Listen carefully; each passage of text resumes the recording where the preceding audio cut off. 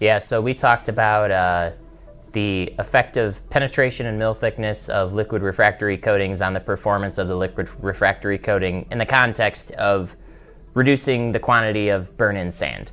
So we did an experiment at Temperform specifically, where we made 2 test molds that were 4 on what's typically called a Gertzman style test casting.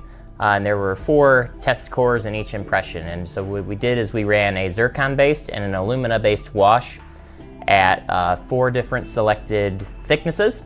And we tested those. We checked the mill thickness and the penetration of them using a test sample, which we destroyed.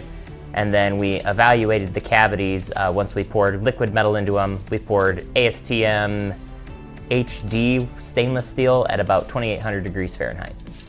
What we discovered was that penetration is more important than mill thickness buildup, or what they might call thickness of the proud layer, depending on the terminology you like to use. Is the penetration is much more important. You want penetration into the sand with the refractory in order to gain the best properties from your mold wash and reduce the quantity of burn-in sand as much as you can. Using that, it's more directly to help foundries.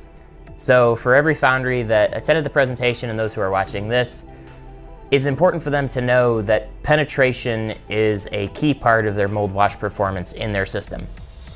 Some manufacturers still recommend a high amount of thickness, and my research seems to indicate that that's less important.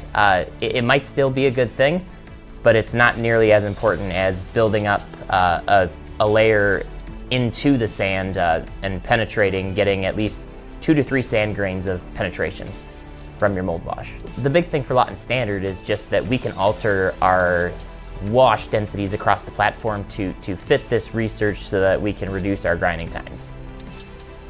I want to do more research into that down the line, to look into washes a lot more in depth and look into some of the more finer aspects of wash outside of how it affects burn-in sand and more how it affects volatiles in the casting system.